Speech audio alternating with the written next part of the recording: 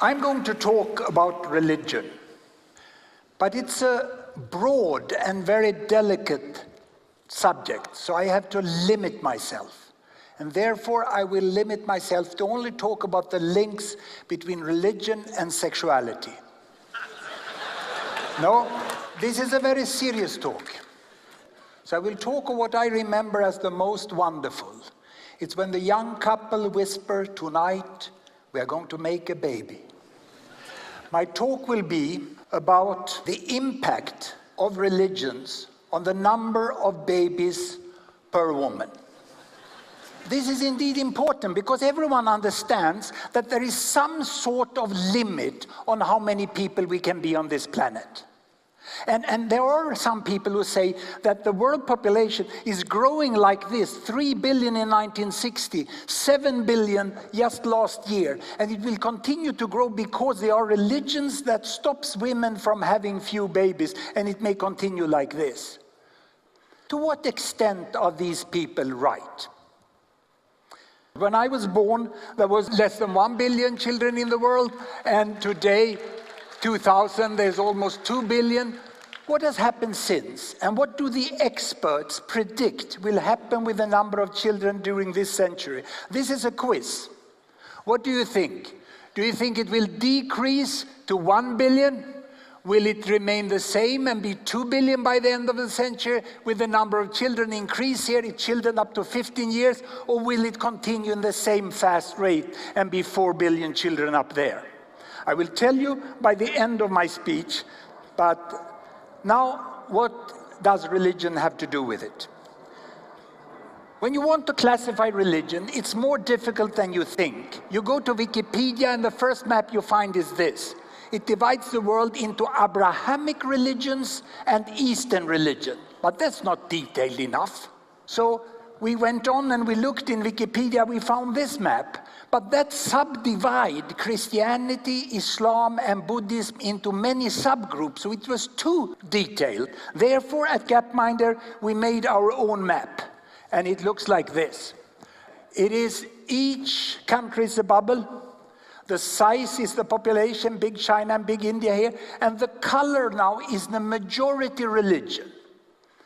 It's a religion where more than 50% of the people say that they belong. It's Eastern religion in India and China, in neighboring Asian countries.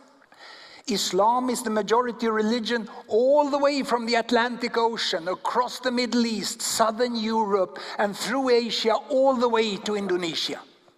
That's where we find Islam majority. And Christian majority religions, we see in these countries, they are blue, and that is most countries in America and Europe, many countries in Africa, and a few in Asia. The white here are countries which cannot be classified because one religion does not reach 50%, or there's doubt about the data, or there are some other reasons. So we were careful with that. So bear with our simplicity now when I take you over to this chart. This is in 1960, and now I show the number of babies per woman here, 2, 4, or 6. Many babies, few babies. And here the income per person in comparable dollars. The reason for that is that many people say you have to get rich first before you get few babies. So low income here, high income there. And indeed in 1960 you had to be a rich Christian to have few babies. The exception was Japan. Japan here was regarded as an exception, otherwise it was only Christian countries. But there were also many Christian countries that had 6 to 7 babies per woman, but they were in Latin America or they were in Africa. And countries with Islam as majority religion, all of them almost had 6 to 7 children per woman, regardless of the income level.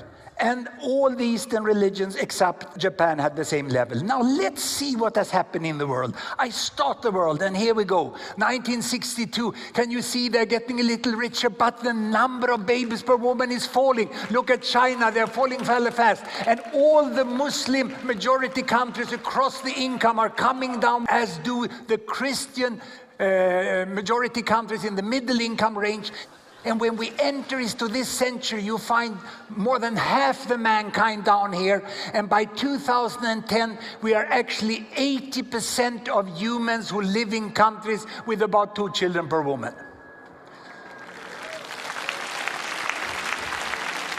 It's a quite amazing development which have happened. And these are countries from United States here with $40,000 per capita. France, Russia, Iran, Mexico, Turkey, Algeria, Indonesia, India, and all the way to Bangladesh and Vietnam, which has less than 5% of the income per person in the United States and the same amount of babies per woman.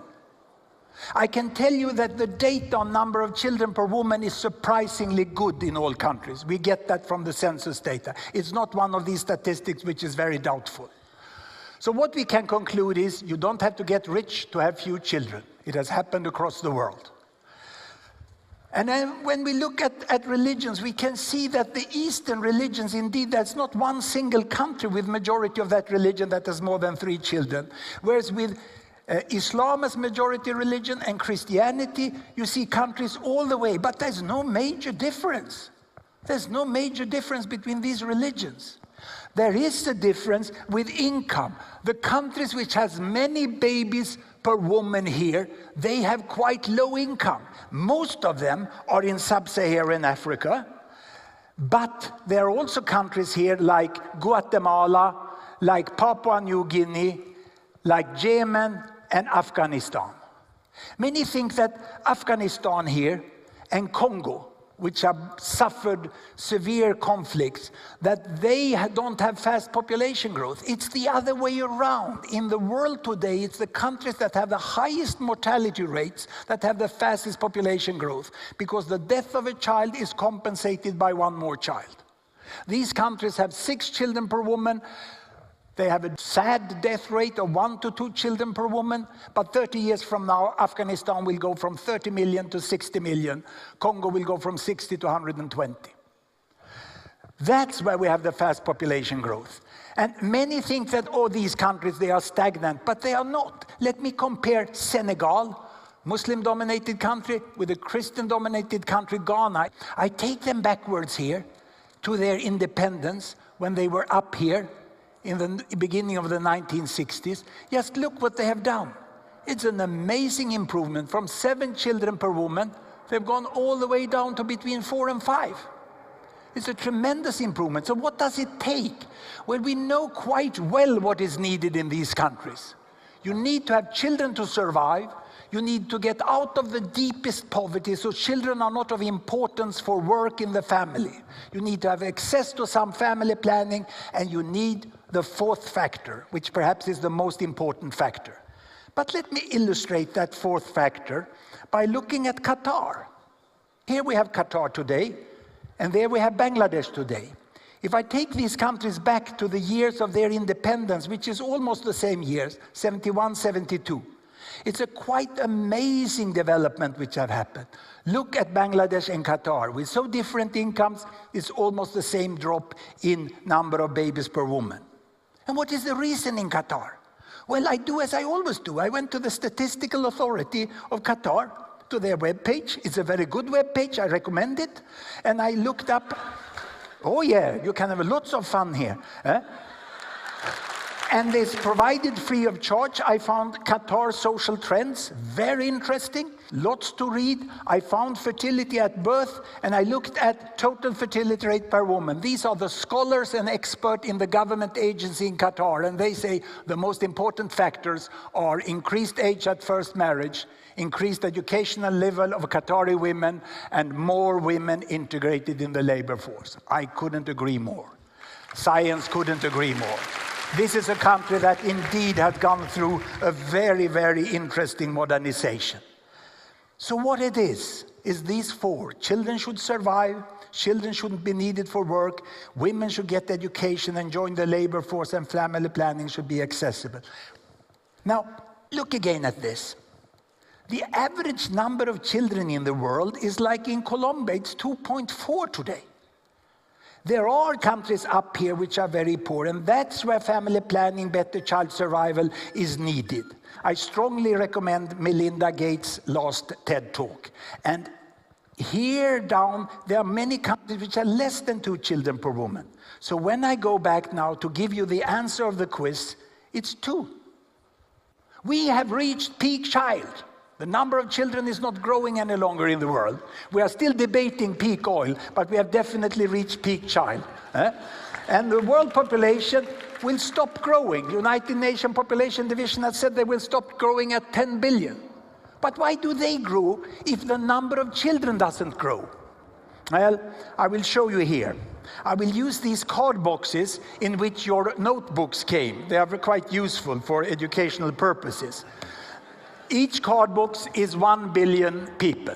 And there are 2 billion children in the world. There are 2 billion young people between 15 and 30. These are rounded number. Then there is 1 billion between 30 and 45, almost 1 between 45 and 60, and then it's my box. This is me, 60 plus. Yeah? We are here on top. So what will happen now is what we call the big fill-up. You can see that it's like 3 billion missing here. They are not missing because they've died. They were never born. Because before 1980, there was much fewer people born than there were during the last 30 years. So what will happen now is quite straightforward. The old, sadly, we will die. The rest of you, you will grow older and you will get 2 billion children. Then the old will die. The rest will grow older and get 2 billion children. And then again, the old will die and you will get 2 billion children. This is the great fill-up. It's inevitable. And can you see that this increase took place without life getting longer and without adding children? Religion has very little to do with the number of babies per woman. All the religions in the world are fully capable to maintain their values and adapt to this new world. And we will be just 10 billion in this world. If the poorest people get out of poverty, their children survive, they get access to family planning. That is needed. But it's inevitable that we will be 2 to 3 billion more. So when you discuss and when you plan for the resources and the energy needed for the future, for human beings on this planet, you have to plan for 10 billions. Thank you very much.